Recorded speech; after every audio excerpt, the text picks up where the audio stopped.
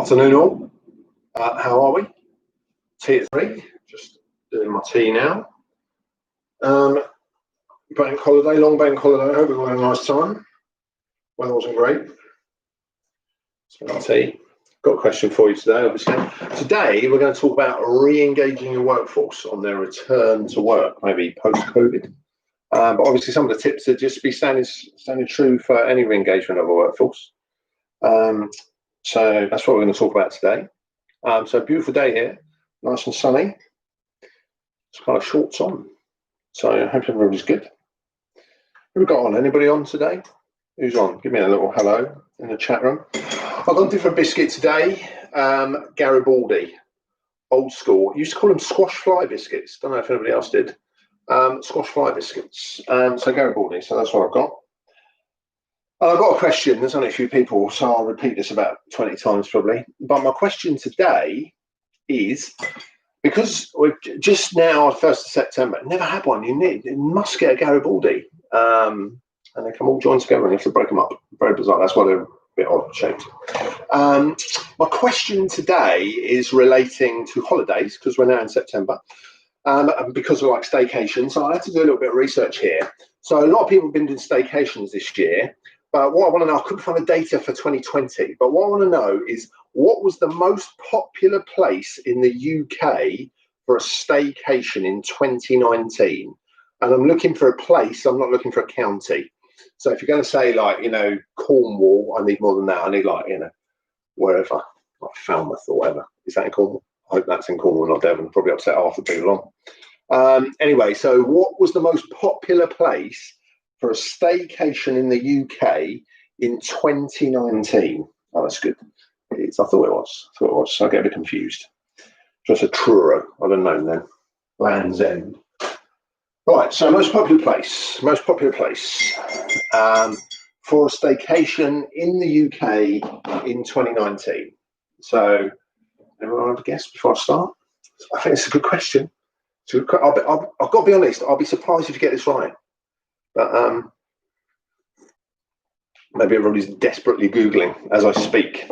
So, no guesses. It is a good question. I quite like my question today. It's one of my favourite questions. Gower. Are we doing? Is that a place? Is that a place? I thought that was an England cricketer of the 80s. But I don't. Where's Gower? Is Gower in Wales? Is Gower in Wales? I don't know. My geography's not great. Wales, it is in Wales. Oh, it is South Wales. Wales isn't a bad guess, actually. Incorrect, but not a bad guess. So Gower's not right. So you can have another guess, Clara. Wales, Gower. Rated second best beach in the whole world. What, by Welsh people? All right, Sean. I only haven't missed a question, mate. Most popular place for a staycation in the UK in 2019. I want the place, not the county. So, and it's not Gower. So people didn't go on holiday.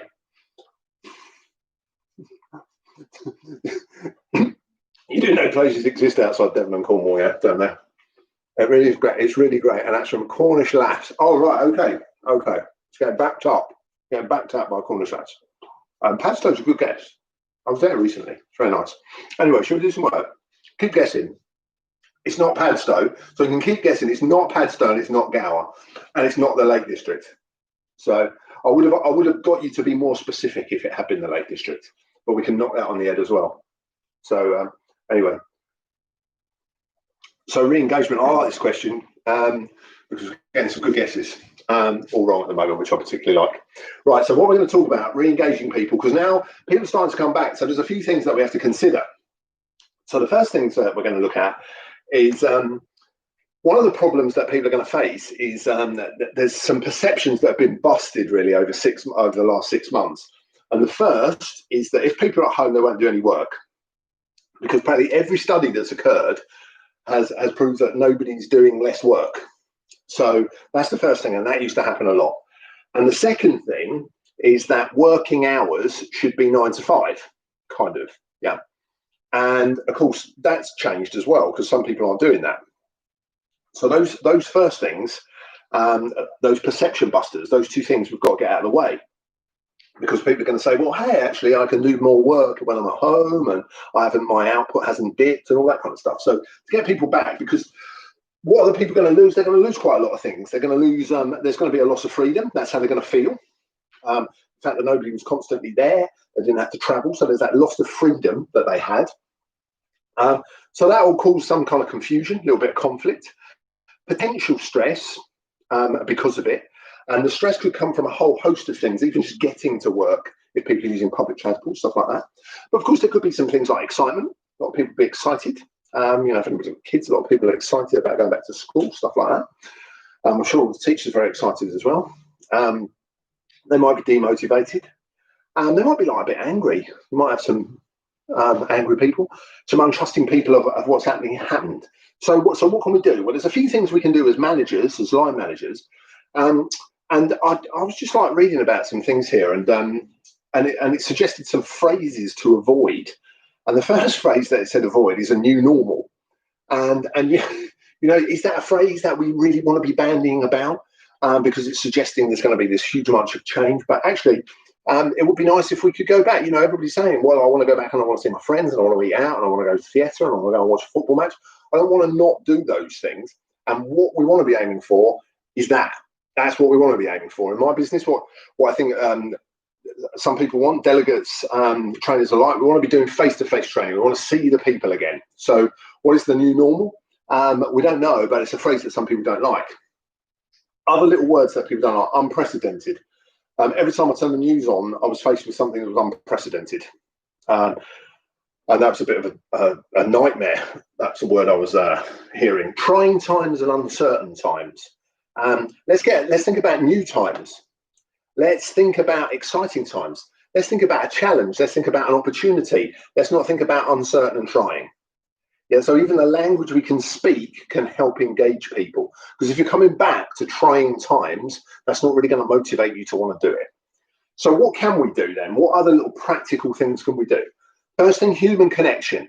Without doubt, if people are back in, we want human connection. Of course, all those other things that we've said are good, but human connection. Never before has that one-to-one with managers been more important. So we do know that we do need these. Communication methodologies. Get the right communication method and don't over-communicate. I put something out recently. A colleague of mine asked me to pull something together, and I said you can under-communicate. And that is worse than over communication, without doubt. So you've got to communicate, but you've got to choose the right methods. And if people are there, it's got to be right that we go face to face. Every member of staff will probably value one-to-one time with their line once they're back in. Try not to blur the lines between social apps. So things like WhatsApp, all those kind of things that we've used a lot. We don't want to blur the line even more. There's dangers around the whole GDPR. All of those kind of things about what we're putting through WhatsApp, but just be careful we don't blur those lines because everybody's using things like WhatsApp socially, so don't blur the lines. One thing that I think more people might be keen to see is maybe things like core hours. So I said a lot of people work better at different times, but maybe if businesses can do it, I think core hours will be something that will re-engage, whether it's something like 10 till 2 or 9:30 to 2:30 or something like that. But core hours for people where the business is there, but then other hours almost to suit, if that kind of happens in the business that you work in. To re-engage people, you've got to have a good, strong health and safety policy, and there's got to be an exit plan that people have got to know about, because we're kind of saying, well, we've never faced, it was unprecedented when it happened in March. But actually, if it happens again, we faced it. So if there is a second spike or whatever that we're currently hearing on the news, so if something like that happens, what's the exit plan? What's going to happen next? Because I know I've said this earlier in one of the 34 episodes I've been on before. And I said my son was loading stuff into the boot of his car. Well, what's the exit plan this time? What is the exit? Is that it again? Because that felt a bit abstract there. When people are coming back to re-engage them, particularly furloughed staff, almost induct them back in as if they were new people, because they would have been out of the business, some of them 3, 4, 5 months. And to expect them to just pick up the ball and start running with it from day one is going to be very difficult. So they're going to need more support, not because we don't trust, but because that's quite a big step to make if people have been out of that work. If there's new policies, they've got to be clarified and advertised. That's new policies not only about health and safety, but about how the business works. There will be questions from people, and as a business, we've got to be prepared to answer the tough ones about what's going to happen, but we want to avoid those phrases about trying in uncertain times. And depending on the business that you're in, you might need some kind of PPE or something like that. What direction now is the business going in? What's its priorities and what's its goal? They almost have to be re-advertised. Every business probably had a plan on January the 1st, and that's gone now. But what now are the goals and the priorities and the actions? And where are we seeing those evidenced and advertised business by business? We're going to acknowledge the successful behaviours that people have used and adapted and support those going forward. We've got to trust the staff to carry on doing. So still that level of trust. And remember, trust only happens with repetition of behaviours. And potentially business is going to have to adapt their systems, their processes to the new way of working.